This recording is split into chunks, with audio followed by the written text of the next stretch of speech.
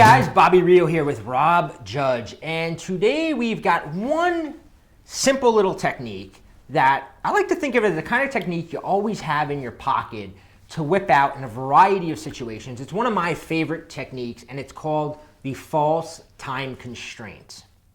So, Rob, first off, did you ever use this? Was this, because I know back in the day, this was something that somebody had taught me, and a lot of people forgot about it. They did. It's like kind of the forgotten technique that always works. It's just one of these things that you throw in there. It's almost like a disqualifier where it just makes the whole social situation so much better. It's almost like, I hate to use the analogy, but have you ever had someone where they're like, oh, I'm not racist, but, and then they say they're like the most racist shit you've ever heard, but like, and I'm not excusing racist rhetoric. However, it almost takes the sting of what they're about to say, or like another the example. Pressure more. Yeah, the pressure. Yeah, or like, and I used to use this even in the day game. I used to say, oh, this is totally random, or hey, I'm not trying to be the creepy guy on the train, but. And it's similar. It's psychologically, the psychological concept behind this is similar to those types of statements where you pre-qualify something to just put the other person at ease. Yeah. So if you have never heard of a false time constraint, let me just explain it. Like Rob said, it's something you say before doing something to put the other person at ease. An example would be if you were going to approach a woman in a bar, you might walk up to her and say, hey, I only have a second, I gotta get back to my friends, and then you start talking to her, but I came over here to ask you this question, or but I just wanted to tell you this. And the reason you're saying this, right, the false time constraint portion of this is, hey, I only have a minute, I gotta get back to my friends. The reason it works so well is because now the woman is like, you know what, I'm gonna give you 3 reasons it works so well, okay? Reason number 1, when you say I gotta get back to my friends, now the woman's like subconsciously is not going, oh my God, am I gonna get stuck talking to this guy? I don't know if I wanna talk to him. So she's gonna put her guard up. But when you say, I only have a minute, I gotta get back to my friends, now she's kind of like, oh, okay, like I'm not gonna get stuck with him. She could be more comfortable talking to you, which is gonna make a better interaction. Number 2, and I learned this personally, right? Back in the day, I was scared shitless to talk to a woman, right? To go up to a woman in a bar or whatever. And the reason I was really scared was not because I was afraid of rejection. I was scared, it was actually the opposite, right? I was scared I was gonna go talk to her, she was gonna wanna talk to me, and then I was gonna like talk to her for a couple minutes and then run out of things to say, and things were gonna, we've all been there where, you know, like you're like, oh, what the hell do I say? And you just notice that awkwardness just growing, and you're like, so the time constraint is actually great because when you walk up and you say, hey, I gotta get back to my friends, you're actually giving yourself like kind of like a parachute, right? Like you have a reason. So the minute things get awkward, instead of like having to go, oh, I gotta pee, I'll be right back. Like you can, hey, I gotta go back to my friends, but let's talk again in a minute. You've given yourself an out, which takes a lot of that pressure off. It really does, and that's the thing. And you can't overestimate that enough. But how much of the pressure takes off of you because. Aside from the fact that like once you say it, it's almost like one of these magic spells. You just see because like you said, the girl in the back of her mind, she doesn't want to think, oh my God, like this guy's not gonna leave. Like once you do that, it's almost invoking the idea of scarcity, like that your time is scarce and it has more. Anything that's scarce has more value. Which is the number 3 thing is that when you say, hey, I only got 5 minutes, or hey, I only got a minute, I gotta get back to my friends. You're essentially, it's a little bit of.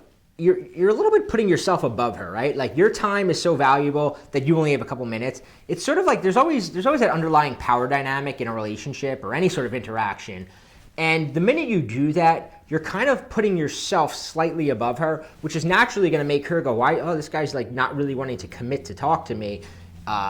So it subtly makes her see you as being slightly above her. It's kind of a power move. And Rob and I are huge fans of these little subtle power moves because the fact is you can say it's political correctness and it's blah, I don't want to be in any relationship, there's always a dynamic of power. It's just the way it is, right? Now, Rob has also noticed that this idea of a false time constraint can actually be a little bit more universal.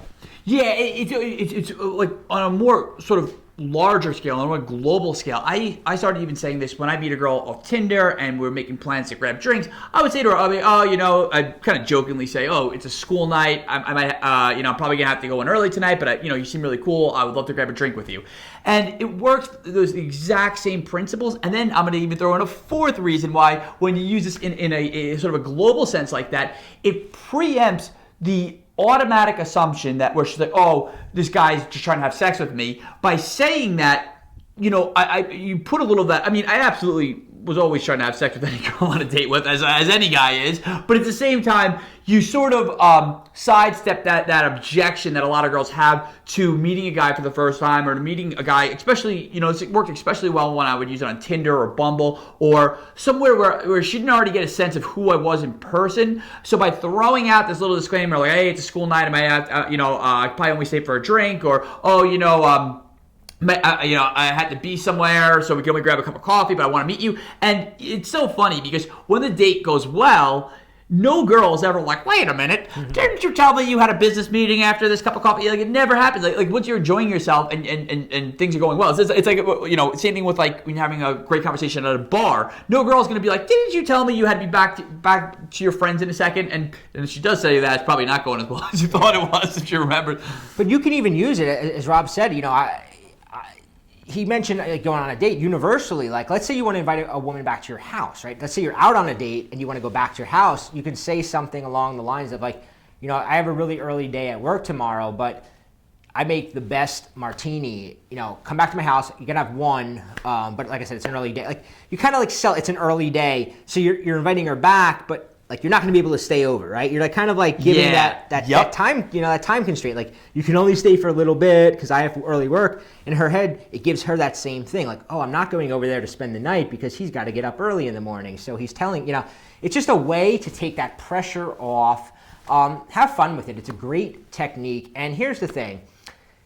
Techniques like this, when you stack them on top, when you have a whole bunch of them, right? Little things, something as simple as a false time constraint. When you have like a lot of these things in your pocket, it makes everything easier, right? Whether you're going on a date, whether you're meeting her on Tinder, the more of these little techniques you have, the easier it's going to be, especially nowadays, because so much of dating has changed.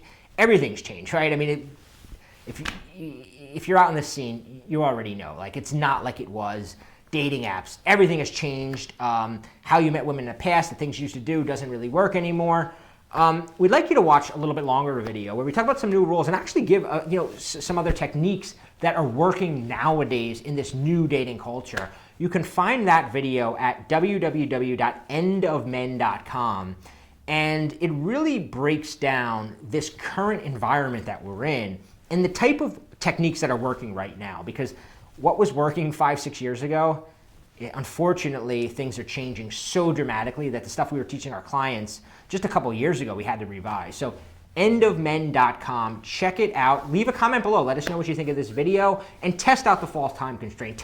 Test it out because it's really, really great. You have nothing to lose by trying this out. Yeah, absolutely. And that's the thing. It might just sound like two guys on YouTube, but this is a really great tip. Yep. See what I did there? See what I did there?